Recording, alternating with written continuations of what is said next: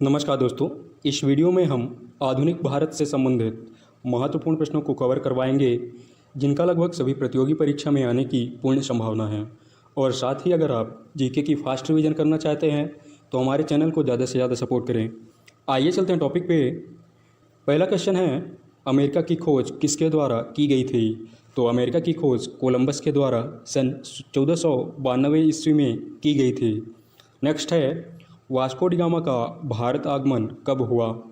तो Vasco D gamma का भारत आगमन 1498 ईस्वी में केप ऑफ गुड होप के रास्ते से हुई थी। अगला क्वेश्चन है, कालीकट के किस हिंदू राजा ने वास्को डी गामा का हार्दिक स्वागत किया था? तो कालीकट के राजा जमोरिन ने वास्को डी गामा का हार्दिक स्वागत किया था।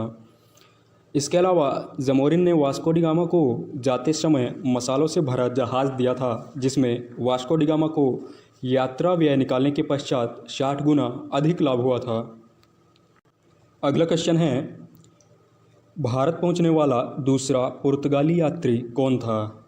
तो दोस्तों, भारत पहुंचने वाला दूसरा पुर्तगाली यात्री पेड्रो अल्वारेज कैब्राल था, जो 1500 ईस्वी में भारत आए थे। अगला क्वेश्चन है, पुर्तगालियों ने भारत में अपनी पहली फैक्ट्री कहाँ स्थापित की थी?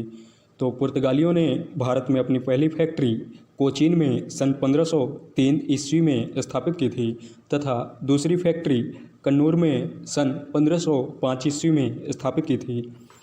अगला क्वेश्चन है, फ्रांसिस्को डी अल्मीडा को प्रथम पुर्तगाली वायसराय बनाकर भारत कब भेजा गया? तो सन 1575 ईस्वी में फ्रांसिस्को डी अल्मीडा को प्रथम पुर्तगाली वायसराय बनाकर भारत भेजा गया था। उन्हीं के द्वारा ब्लू वाटर पॉलिसी या शांत जल की नीति स्थापित की गई थी या चलाई गई थी। अगला क्वेश्चन है, भारत में पुर्तगाली शक्ति का वास्तविक संस्थापक किसे माना जाता है?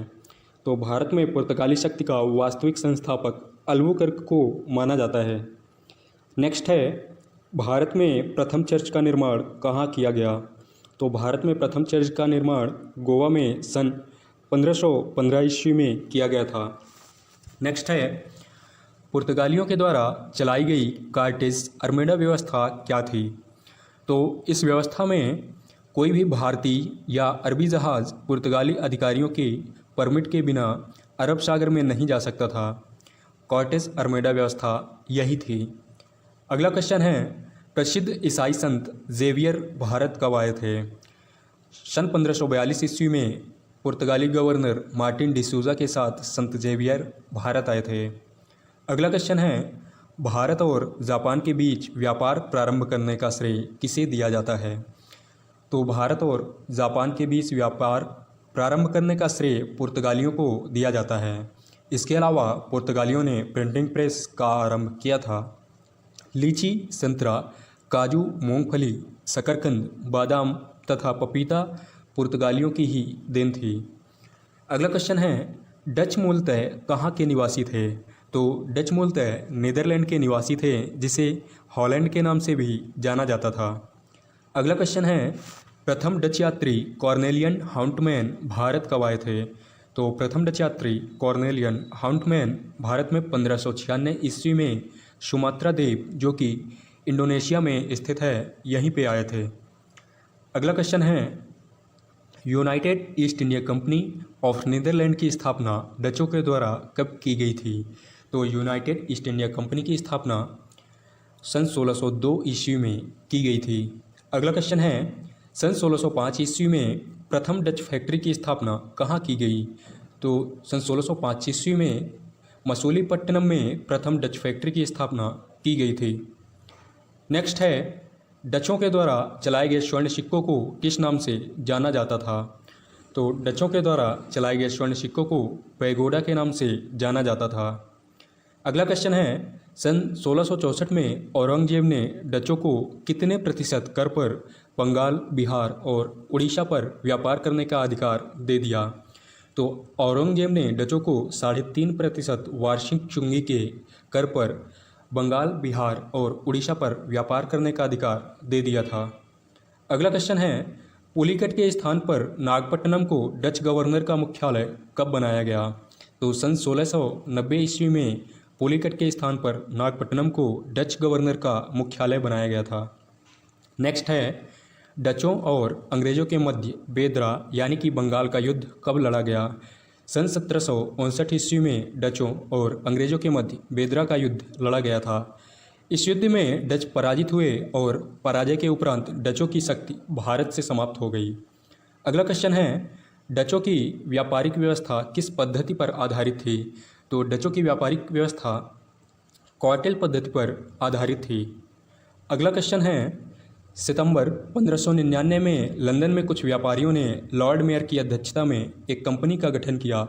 इस कंपनी का नाम क्या था? तो इस कंपनी का नाम governor and company of merchant of London trading in to the East Indies था, जिसका निर्माण या स्थापना 1599 में लंदन में की गई थी। अगला क्वेश्चन है, भारत में व्यापारिक कोठियाँ स्थापित करने का प्रथम प्रयास कब किया गया? तो भारत में व्यापारिक कोठियाँ स्थापित करने का प्रथम प्रयास सन 1608 ईस्वी में किया गया था। नेक्स्ट है, जहांगीर के दरबार में जाने वाला प्रथम अंग्रेज़ कौन था? तो जहांगीर के दरबार में जाने वाला प्रथम अंग्रेज़ कैप्टन हॉकिंस था। जहांगीर के दरबार में कैप्टन हॉकिंस ने फारसी भाषा में बात की थी, जिससे जहांगीर ने खुश होकर कैप्टन हॉकिंस को इंग्लिश खान की उपाधि दी थी। नेक्स्ट है, जहांगीर ने अंग्रेज़ों को सूरत में स्थायी कारखाना स्थापित करने की अनुमति कब दी? तो सन 1613 ईस्वी में जहांगीर ने अंग्रेज़ों को सूरत में स्थायी कारखाना स्थापित करने की अनुमति दी थी। नेक्स्ट है, सर टॉमस रो जहांगीर के दरबार में कब आए थे? तो सर टॉमस रो जहांगीर के दरबार में 1615 ईस्वी में आए थे। एक फैक्ट है, सन 1661 ईस्वी में इंग्लैंड के राजा चार्ल्स द्वितीय का विवाह पुर्तगाली राजकुमारी कैथरीन के साथ हुआ।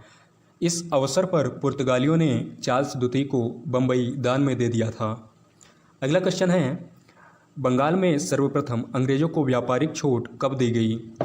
सन 1651 ईस्वी में बंगाल में सर्वप्रथम अंग्रेज़ों को व्यापारिक छूट दी गई थी।